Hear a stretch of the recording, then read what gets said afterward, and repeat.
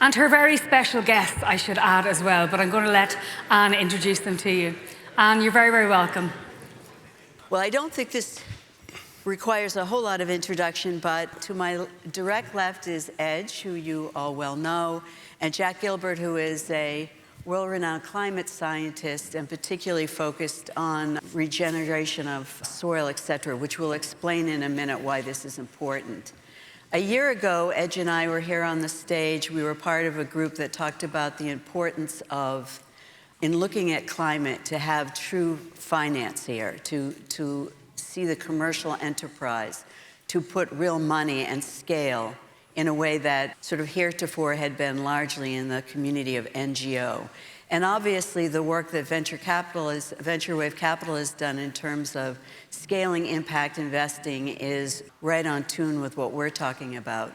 So today we are talking about a company called the Oath Group, or Oath.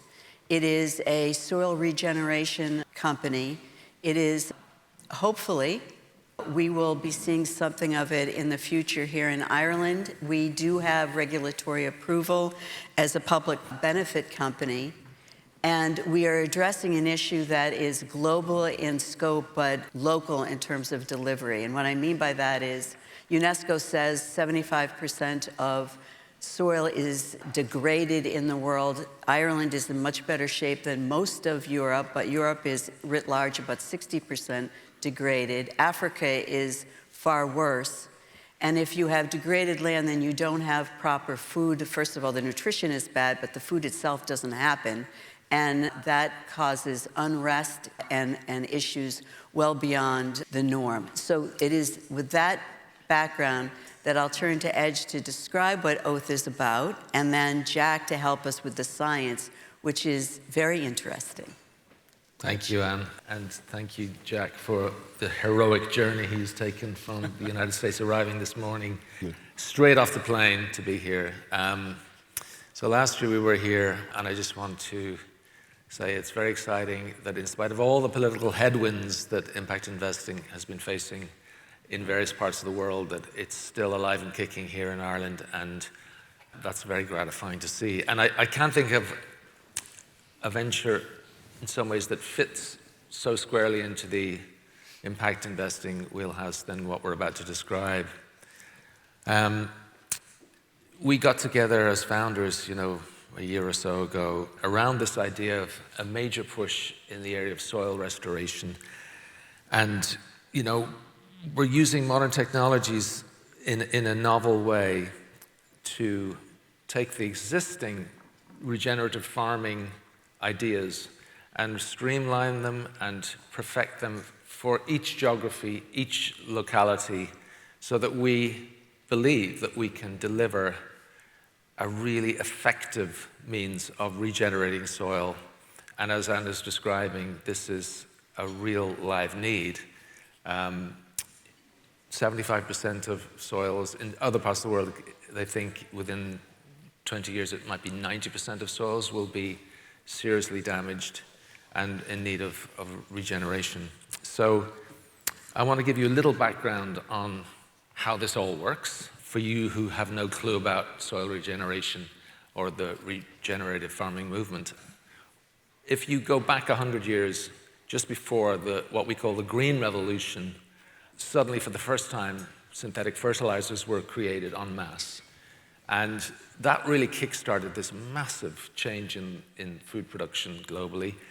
And it's been a wonderful change. It's basically, through those innovations, we've been able to feed the world. But often, as often happens when something's wonderful like that, there are downsides. Those downsides are the overuse of fertilizers and the mismanagement of soils. We're now getting to understand what they are, and unfortunately, for the first time ever, we've noticed that the increase in food production globally has started to stall. It happened in the late 90s. What that basically means is that as the population growth is increasing, our ability to grow food is starting to fade. And there's a couple of reasons for that. Obviously, climate change incidents, global climate change incidents are having a huge impact.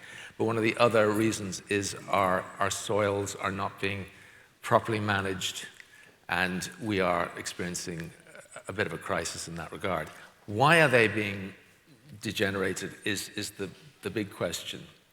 We've used chemistry in the form of fertilizers to enhance production, but what we didn't realize is that in doing so, we were reducing another crucial component to a healthy soil system, which is the biology, the natural biology that you find in soils all over the world.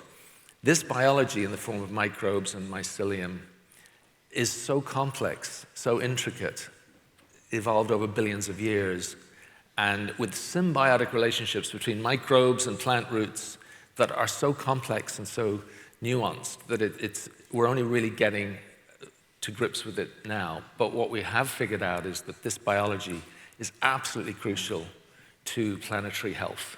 And if we don't take care of it, we really will exhaust what is unfortunately, an inexhaustible resource, which is our soil. So, Oath's soil systems, what is it? I would say that what we're doing is we're taking this existing approach of using biology, and we're adding a high degree of science to analyze exactly what's going on. So instead of it being a kind of home brewing situation, which a lot of regenerative farming relies upon, where it's a composting system, you take parts of the compost and you distribute it around your farmland. This is like super high-end, AI-driven, where we have the analysis and the data to understand exactly what's happening, why these microbes are helping the plants, how to be very specific for the soil type, the crop type, the climate type. And with those tools in mind, we've basically started down the road of now field testing these new consortium of microbes. And we've got some really exciting results. We're slightly jumping the gun here. This is kind of a sneak preview rather than a hard launch. But we were so excited about the results that we really wanted to take this opportunity to share them with you. By coincidence, the EU have recently announced that soil health is a huge priority for them. And I will read, if I can find it. Actually, I probably don't have it here. The new report basically says that they want every EU country to prioritize preservation of soil for the exact reasons that we're outlining. So we feel like we're arriving on the stage at a perfect moment in terms of where agriculture is in Europe and globally. On the EU directive, this is something that will go into effect in 2028. In an unusual move from a sort of European perspective, there is $50 billion that is set aside to, at this moment, it looks like annually, for the farming community, agricultural community, to make a transition to a regenerative farming or more biological farming, so that it is something for the future, but not a burden to the farming community. That's important. The second thing that's important to us is that Jack has joined the Scientific Advisory Board of Oath from UC San Diego Soil Health Center, and your reputation is global in terms of this work with biologicals. So one thing that would help is just to say, why is this not just one more thing that other people have done, and why is biological more important than chemistry here, or chemicals? Yeah, this is a really interesting and very exciting time. So I've just literally flown in from the States. I have an English accent, but my great-grandfather was born in Dublin, so I think that makes me the trifecta. I can manage it, right? Okay. So talking from the science angle, the reason I think this is most important, and the reason I'm sitting in front of you, I don't really do this kind of stuff for companies. You know, we have a certain amount of distrust between academia and industry, is because, at least from my perspective, what Oath Inc. is doing is bringing together the science and the commercial opportunity for extrapolation and market build-out in a way that I haven't seen done before.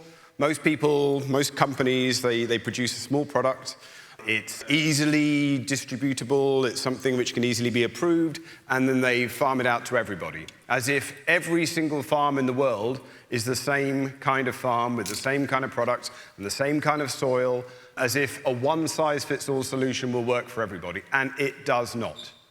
So what I've been impressed with this organization is they've actually reached out to people like me, the nerds, the geeks, and have said, how do we actually do this properly? What are the steps that need to happen for us to be able to create a product which is both geologically and geographically appropriate for a particular area, but also relevant for the cropping system and the farming system that's actually happening in that space?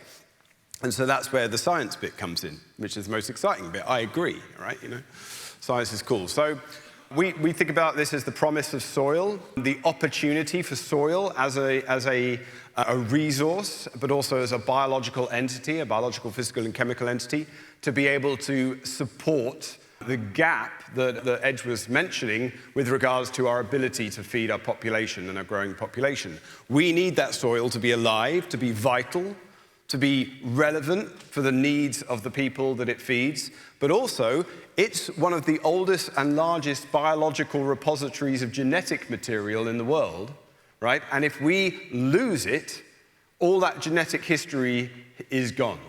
So we've actually implemented a new system with the IUCN, the International Union for the Conservation of Nature, which is working with companies like Oath to support the conservation of microbes, the invisible majority that shapes everything you can see with your eyes. So for us, this promise of soil piece is incredibly important.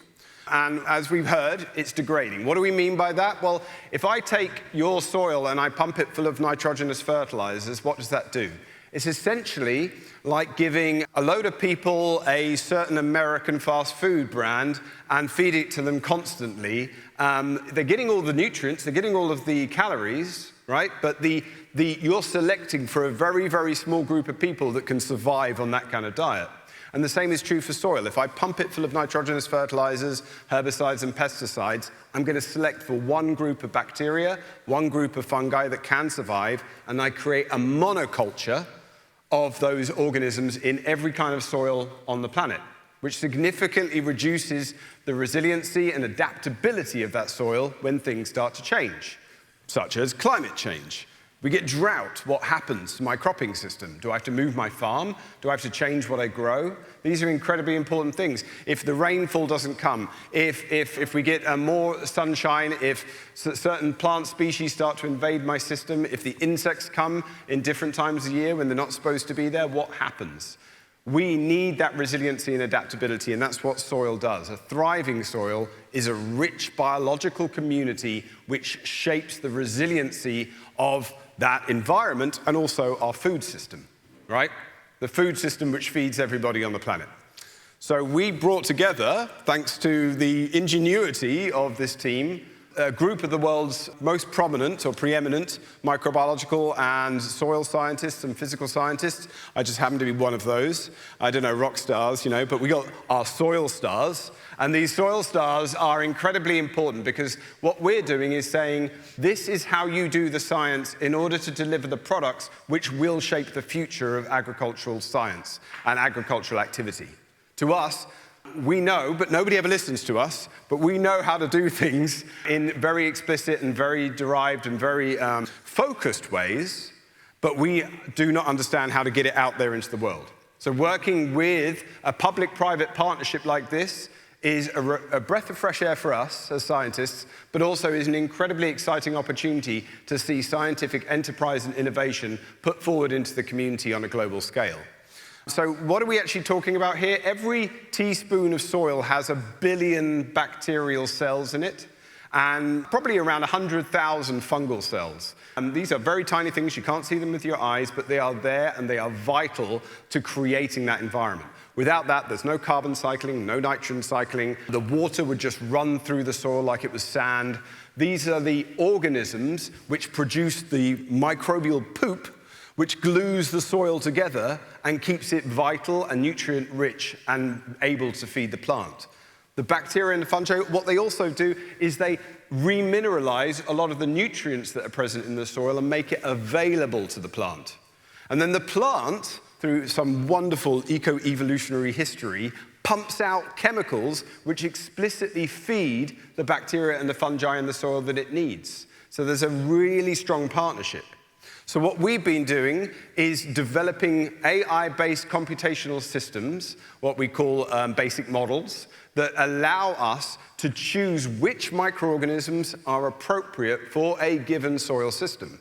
We create a model of that soil, and then we choose organisms which fit the needs of that environment. And so through that, you get all of these extra benefits: water retention capacity, nutrient load, the opportunity to create more nutritious foods, which is incredibly important, the opportunity to get more yields for less economic input, which is incredibly important for our farmers.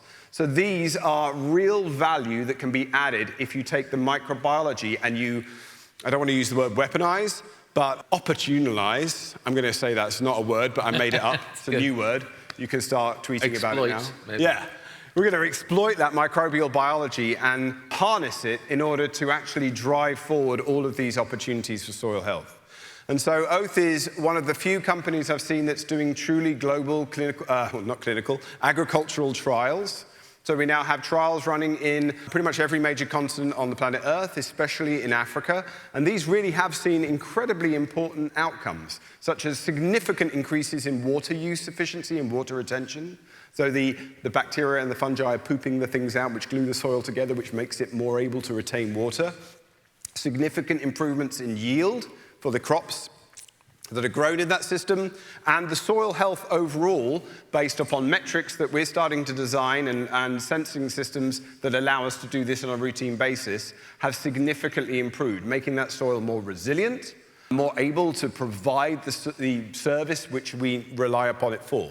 So these trials, and there are over 200 of them now, are demonstrating the utility of this process at a global scale using impact funding to drive that innovation. Let me just interrupt here, if I can, for a second. On EDGE, why don't you talk a bit about how we chose where we were going to be? How we chose where we were going to be in Africa. Oh, right, okay. And then what has the sort of special partnership, perhaps? Right. You know, in looking at this, obviously you're looking for the areas of the world that are the most impacted, that have the potential to benefit the most from these innovations. Africa came up very quickly because they are suffering some of the worst soil degeneration of any region, and that's translating to desertification. Literally, their soil is so degraded it's being eroded away. And so we're looking for a country in Africa where we could do a public partnership, and we chose Rwanda. And the reason that Rwanda came up is that they're super agile politically, and they're also infiltrated by scientists, their political system. So we knew we could make a convincing argument and they would listen, and we knew once they got the idea and understood it that they could act quickly, which they have indeed acted so quickly and loved it so much that they have decided to become investors. So actually the Rwandan Sovereign Fund are now one of our partners, which is great for us because we were a little concerned about a kind of neo-colonial charge being leveled at us going into Africa with like the white savior to save Africa. But now it's also co-owned by Africans for their local benefit. And the other reasons why Rwanda makes sense or Africa makes sense is these countries are crippled by the cost of, chemical fertilizers, which is a hard currency cost, an annual, huge part of their GDP. So it's potentially possible to manufacture locally, so you're not exposing them to hard currency fluctuations. And it's going to employ people locally. And some of the people that are really going to benefit are smallholder farmers. A lot of them are women. So we're really hitting some of the most vulnerable farming communities in the world in a positive impact way. So we were very happy that they got behind it. So we have a government that is in partnership with Oath from the president on down. They're investors, and they're going from field tests to scaling. Jack, what does that mean? Yeah, so I mean, these field tests alone demonstrate the efficacy of the product, right? But it's all very well for me to go into a small holding farm with 50 acres and say, we're going to test this new innovation. And a lot of our farmers call it bugs in a jug. They've heard about it before, it's crazy, what do we do? Once we get that product and we put it in there and we demonstrate these kind of yield improvements and these kinds of profit improvements, people start to pay attention. But we still have to get market, I'm going to use your terminology here, market penetration. We still need to get people to actually uptake this. And that requires both a significant carrot, which has to really come from a legislative purse, right? We need people to be able to say there are incentives in place to require farmers or encourage farmers to adopt these technologies so that we can scale them most effectively. And this requires two things: better industry, better economic development of the opportunity to build the product. So growing these microbial organisms, using locally sourced bacterial species and fungal species, building that into a circular bioeconomy in that region, and then having those government incentives to support improving the likelihood that a farmer is willing to take a risk with these products, which everybody takes a risk if they don't understand it, and put that in place so that people can have the opportunity to grow market share in this environment. So we are very excited about the opportunity for that. This is the first time, in my understanding, that a government entity has started to work with a private organization like Oath to support the implementation of this product at scale. Well, can you talk a little bit about the results? Yeah, so we're talking about a 30 to 60% increase in yield in these soybean systems, with almost, I believe, up to $734 of value added per hectare as a particular implementation. And this is just with one initial and then a second application of this product after a brief period of time. This is a series of bacteria that are added into the system that help to remineralize nutrients, make them bioavailable to the crop, stimulate phytohormones, allowing the crop to become more productive with less material input, and also increasing the water holding capacity and nutrient level of the soil so that the crop has a better bed in which to dig its roots into. So this really does create an interesting environment in order to test that hypothesis. Anything you want to add on the field tests? Well, I mean, you can see the kind of the increase in production, but one of the things that we haven't really fully explored yet is the additional carbon that is sequestered as a result of all of this change to the biology, and it's substantial. So theoretically, in the future, we're not just looking at increased production, we're looking at potential carbon sequestration, which could translate at some point into carbon credits. And we're years away from that. But all to say, less water, better quality crop, higher production, lower input costs, carbon sequestration, food security. There's a lot of stuff here that's really exciting. And this is why I'm so proud to be part of this story. And we would love Ireland to be part of the story as well, because we are definitely going to need similar kind of partnerships to do this in Europe. And I feel like Ireland is a great base to do something like this because of our, again, size, agility politically, and the fact that we're such a sort of powerhouse agricultural economy. It would make a lot of sense. So just putting it out there. From a market perspective, I think what we're hearing is this is a company that Edge is a founder of, and I'm a more recent investor in. And Jack has been participating sort of before all of us, along with a large group of scientists that are connected globally, so that it does have a public partnership, a true value, but it also can be scaled. It is a product, but it has geographic relevancy. And do you want to talk just a minute about that, Jack, that it isn't something that's manufactured in one country and just shipped over to another? How does that work? Yeah, we want these organisms to have an indigenous element to them, and I mean that literally in the fact that we're working with the bacteria and the fungal species which are found in that environment to begin with. So you go into healthy soil which does exist in that country. It's degraded massively, but there's some parts of it where you do have healthy soil. you isolate the organisms of relevance to fill these ecological niches which can support the agricultural growth, and then you build that into a local economic model whereby the local people are creating the product, which is then applied in the local bioeconomy through agricultural and agronomy. So this is a really new model. As I said, normally you've got one company in California, because we're the best. We produce a product and we ship it out to the entire world, and we expect everybody to use the same product. And that doesn't work. Anybody here that is eating lunch, some people have had a bad response to eating that food, and other people had a really good response. The food was delicious, by the way. But that's a really important variability in humans. The same is true for soils. The same is true for crops. We need unique, bespoke solutions that are suitable for a particular region and appropriate to that region. Yeah, one further thing to add, another co-benefit that we didn't touch upon. Because this is biology, this is not chemistry, you're not adding anything to the land, it dramatically reduces the pollution of waterways because it doesn't have any impact on the plankton or algae blooms in rivers, lakes, and estuaries. Ireland, from a soil perspective, is not doing too bad. Our soils, compared to a lot of other parts of the world, are in pretty good nick. But it's because we use so much organic fertilizers.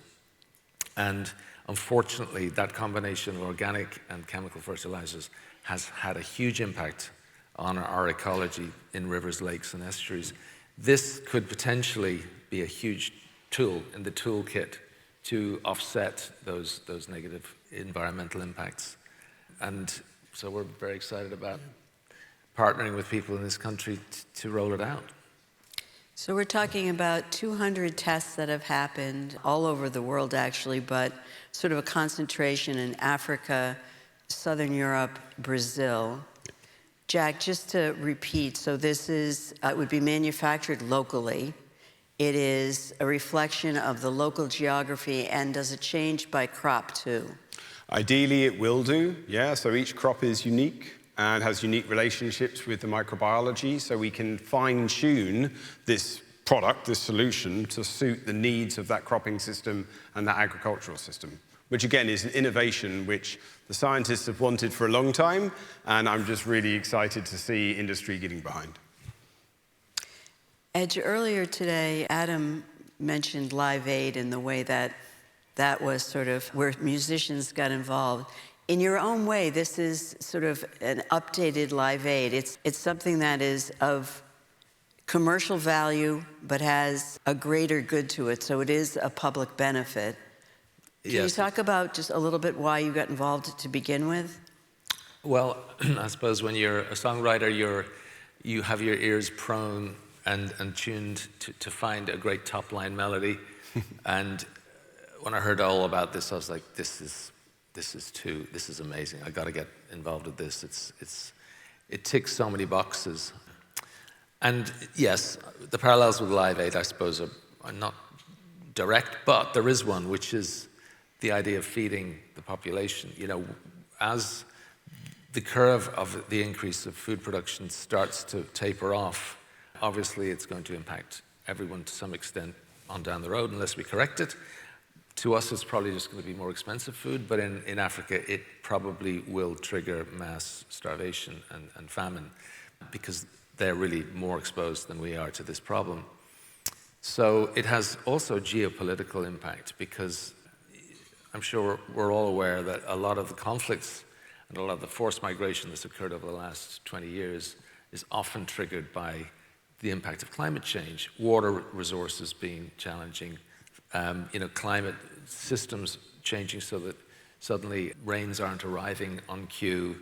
So these small subsistence farms, suddenly they have nothing to eat. And what they do, they go on the road. They hit the road and they travel. So, it's very important for us in Europe to understand that what happens in Africa, it will impact us, whether we like it or not. And so innovations like Oath, I think, have the potential to help the world, help globally, help Africa, but also to protect ourselves from the impacts of mass migration, which could easily happen.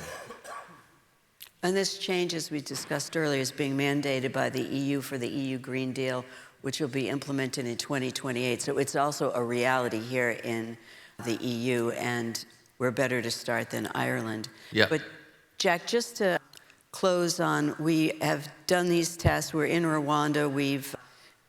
We have not only the enthusiasm of the Rwandan government, but their capital as well. What will success look like in Rwanda? Success will look like more smallholder farms, and Edge is right, 90% of those are run by women, and they feed half the world's population, having a better economic model to sustain that productivity and increase that productivity. So we will be looking at geopolitical stability, we will be looking at communities being self-sustaining and able to support their own economic models.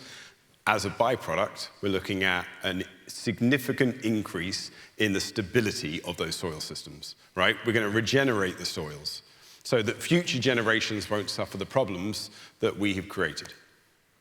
Great. Anything you want to add? No, I think that's it. I mean, I think it sort of sells itself as an idea. The one thing that we are working very hard on the sort of the rollout is actually how it's distributed.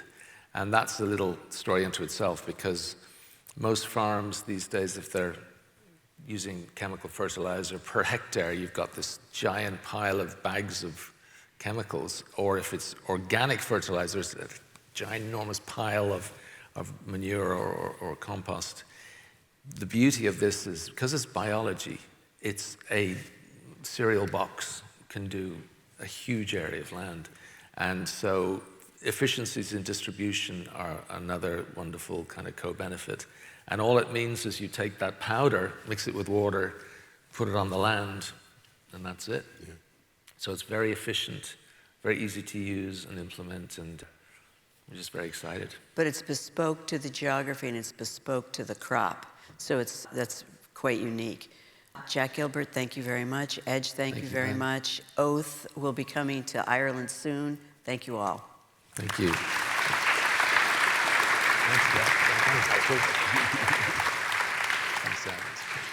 Thank you so much to Anne, Edge, and Jack, and such a powerful reminder of